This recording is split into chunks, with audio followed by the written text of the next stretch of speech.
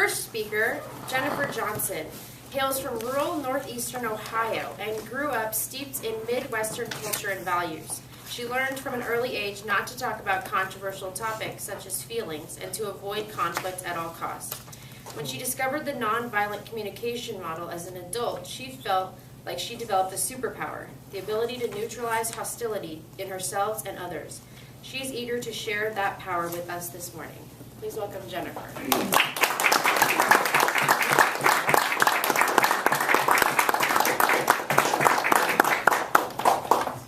Those were meant to be Midwestern jokes. I guess, are there a few Midwesterners in the room? Okay. Thanks, Kaylin. I am really excited to talk about this topic. As I mentioned in my introduction, I didn't have skills to talk about feelings as kids. Those were things we didn't talk about. And since I have more time, I can tell you a little bit why this is important to me. I grew up really scared of my dad's anger. And so this is a core fear of mine. So, and we didn't talk about anger in my family. So learning about the nonviolent communication model and using it felt awkward at first, but it worked like magic. It's a set of steps that you follow when you're in conflict, and man, it has worked for me. Because when I was little, I vowed that I would never be in a relationship where there was anger. Well, you know how that works out.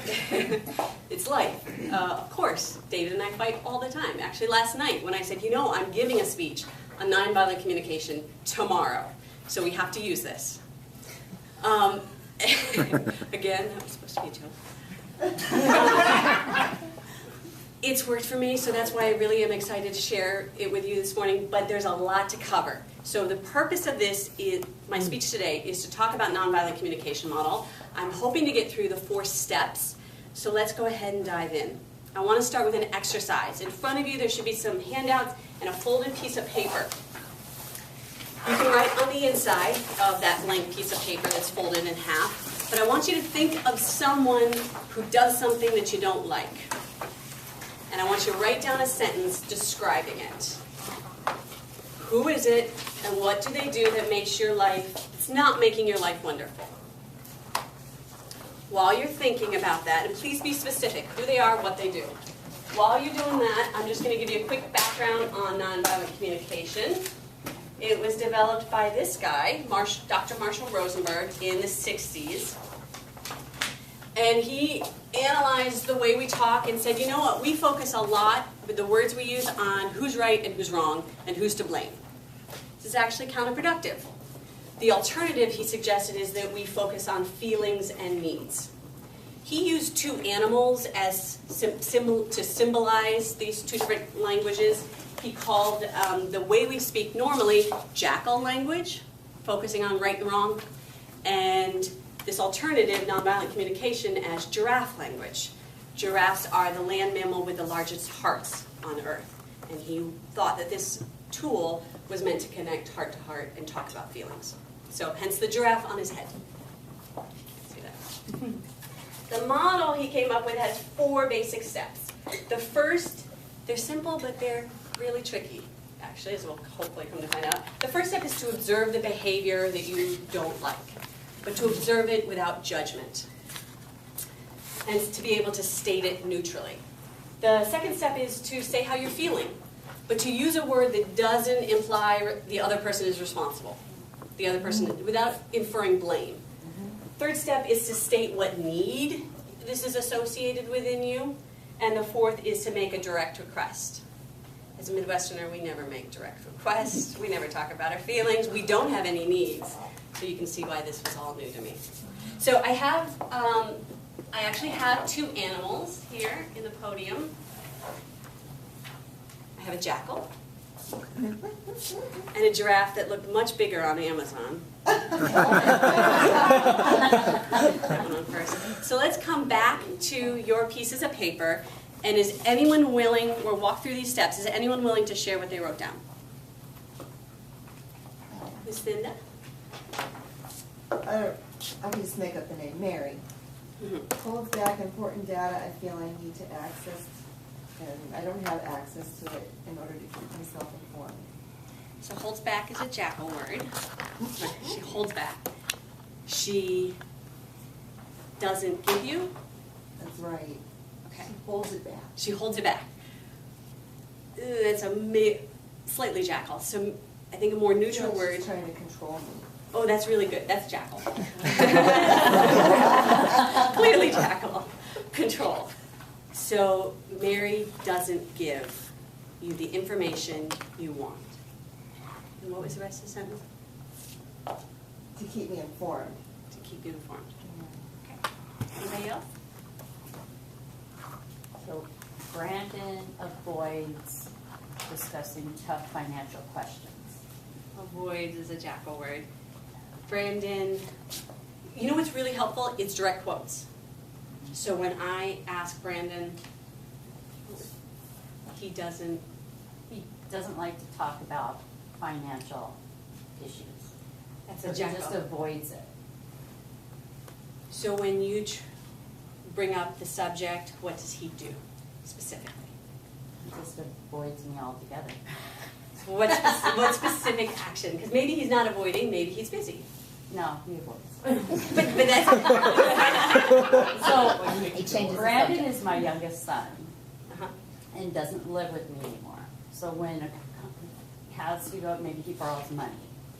And then I'll say, when are you going to pay it back? So he doesn't live there anymore, so he won't answer his phone, won't reply to a text. Complete avoidance. Okay, well that's a specific behavior. The avoidance is your judgment. Mm-hmm. He could be busy and he didn't hear the phone. He didn't, So the avoidance is the judgment. He's avoiding. For the purpose, but I see know how the what- word I know what you're avoiding saying. does infer judgment. That's your judgment of his behavior. And so the first step is to rid all words of your judgment. They're completely neutral. So say exactly what he does. Mm-hmm.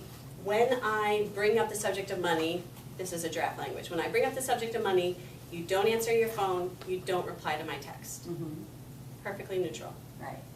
Okay. Anybody else? So Tom engages in criminal activity would be stated in Tom conducts himself in ways that are contrary to the law, or what would you say? Perfectly neutral.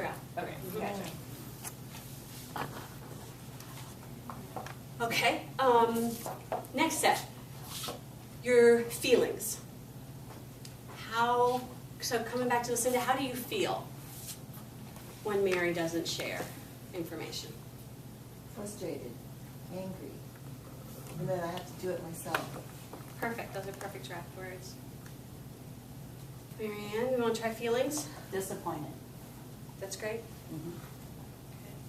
Anybody can think of a slightly jackal feeling word?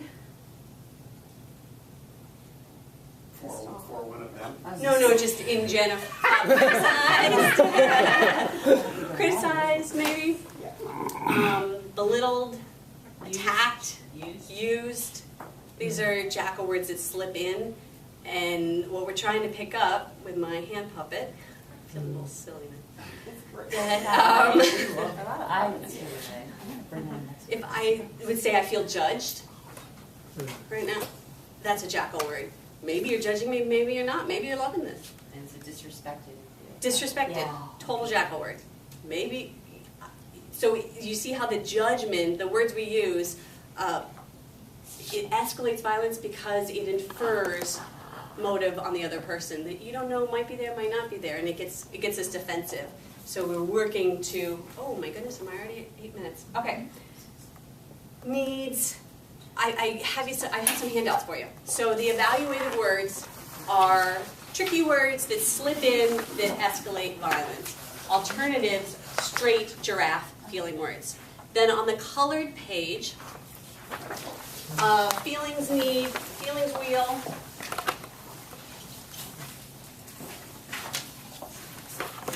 and a needs wheel.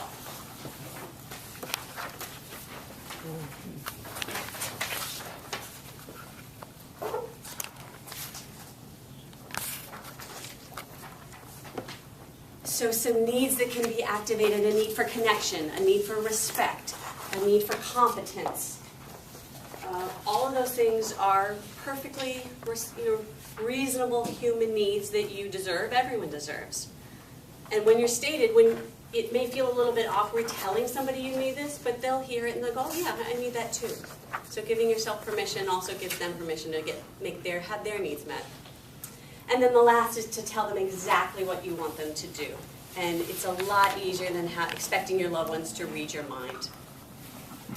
So I hope you will Google this. I hope you'll watch. I think Marshall's YouTube videos are actually what are just brilliant. It's what made an impact on me. And I hope you'll become fluent giraffe speakers and share it with your loved ones. Madam Toastmaster.